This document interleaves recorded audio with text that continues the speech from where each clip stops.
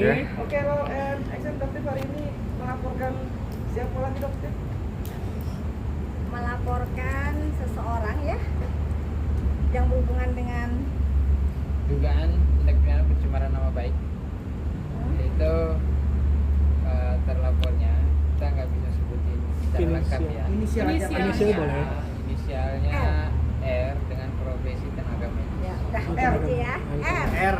Oh, Oh, R. Karena sebenarnya dokter itu pengennya diam ya, nggak pengen meladeni.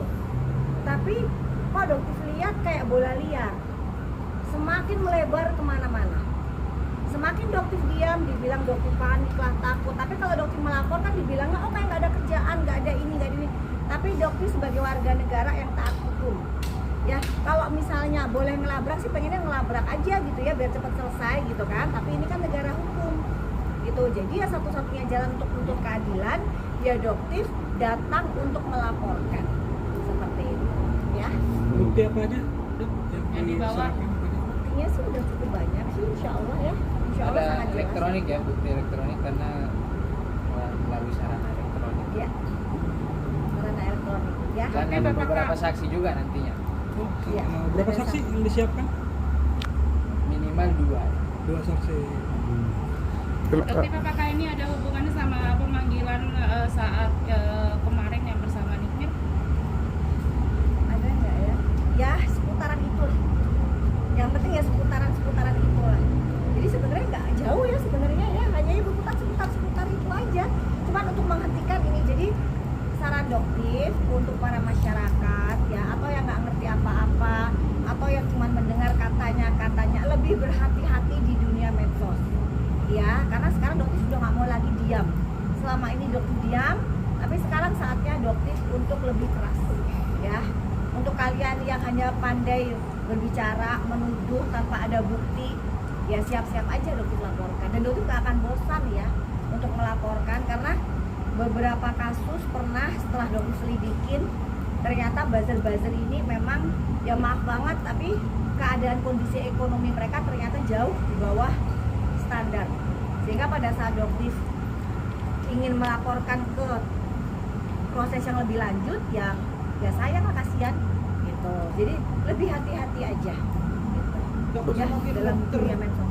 semakin dokter speak up, semakin banyak dokter juga yang merasa worry atas apa yang dokter sampaikan. Review. Nggak banyak Review juga dan sih segala sebenarnya, ada yang worry ada yang nggak juga. Tapi kalau dokter lihat dari sisi positifnya aja sih, banyak juga kok dokter yang juga bersatu bersama dengan dokter.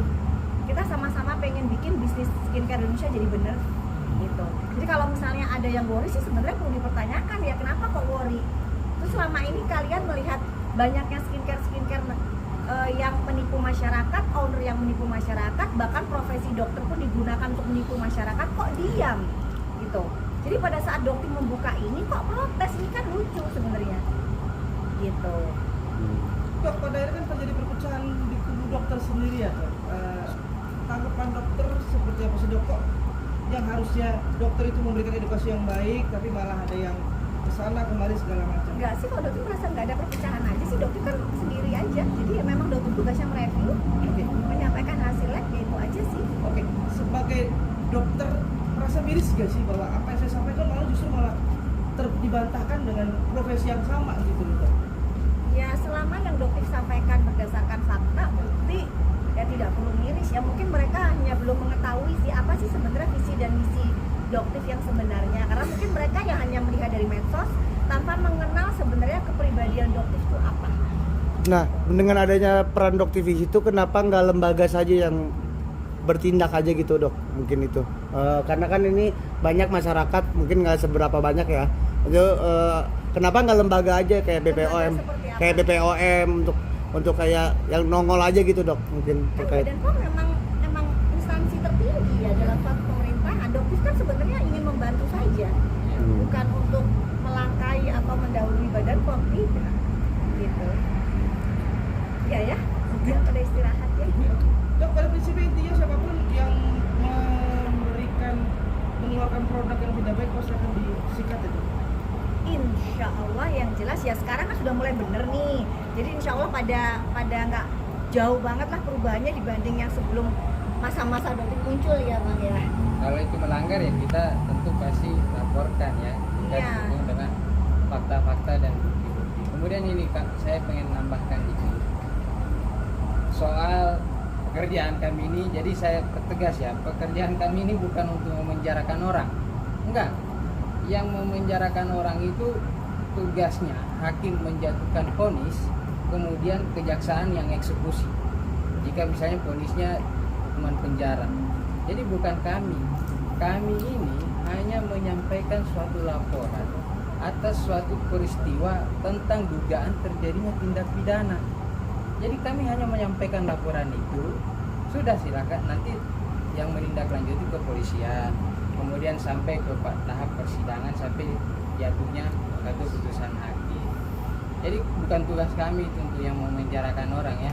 Kami hanya menyampaikan laporan. Jadi saya ingin menegaskan begini. Pramudia Anantatur itu dalam karyanya Tetralogi Buruk itu mengatakan bahwa jika seorang ahli hukum tidak tersinggung dengan adanya pelanggaran hukum, maka sebaiknya dia jadi tukang sapu jalan aja.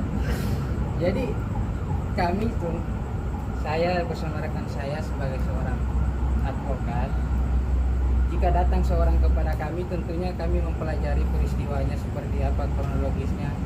Jika analisa kami ternyata ada dugaan tindak pidana, ada delik di situ, tentu kami akan memberikan nasihat hukum yang sesuai dengan fakta-fakta yang kami temukan. Dengan misalnya membuat nasihat untuk menyampaikan kepada pihak kepolisian dalam bentuk laporan. Jadi kami hanya menjelaskan sebatas apa yang menjadi tugas dan tanggung jawab kami. Seperti itu.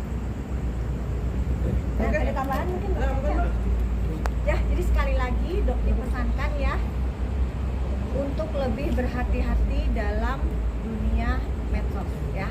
Karena fitnah atau pencemaran nama baik itu kan sebenarnya sangat mudah untuk dilaporkan ya. Dan Doktif sekarang ingin di tahap yang melawan. Ya, sudah nggak bakalan diam lagi. Gitu. Ya. Oke. Bisa tunjukkan LP-nya nggak? Kenapa? Ada LP-nya. Itu aja emang dari penyidik ya. Oh, Dari penyidik. iya. Jadi memang sebenarnya sih sedikit buka nggak apa-apa ya. Ada 2 LP.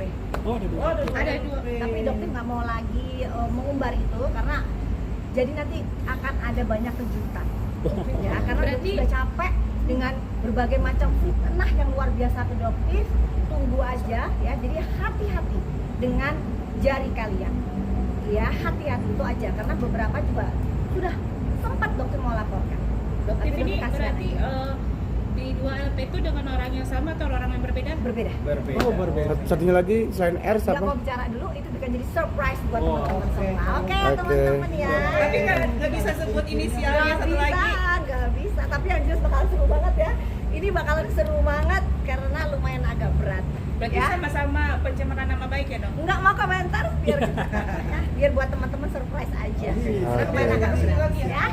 Oke ya. Makasih. Udah selamat istirahat ya. Maaf ya Ciri-ciri kalau juga nggak mau ya, agak Doktif ya? lama. Ciri-ciri.